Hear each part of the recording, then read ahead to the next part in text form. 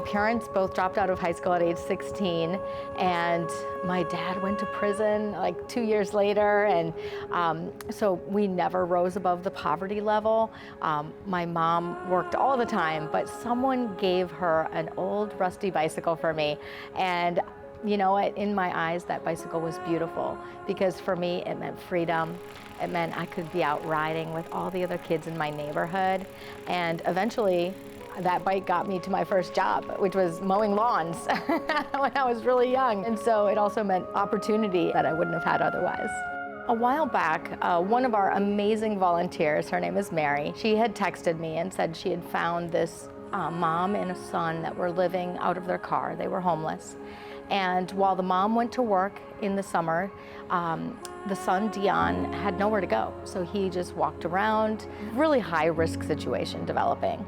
And she asked me if we could get him a bicycle. I was like, absolutely. And then Mary checked in with that family regularly and texted me back like a week or two later and said, you won't even believe it, but Dion now has found a full-time job and he's using his bicycle to get to that job.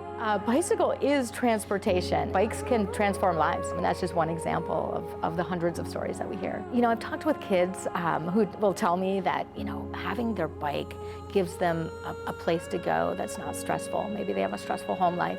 And so they're out riding their bicycle, they're feeling the wind in their hair, and it almost feels like the stress is just kind of being blown off their shoulders. We call it pedal power. And it really, the way we make all of this happen here is through fundraising. We have come across some that say, you know, we just don't see a bicycle as impacting a person's life that much. A lot of people, they had their bike and it was just a recreational toy. It was fun for them.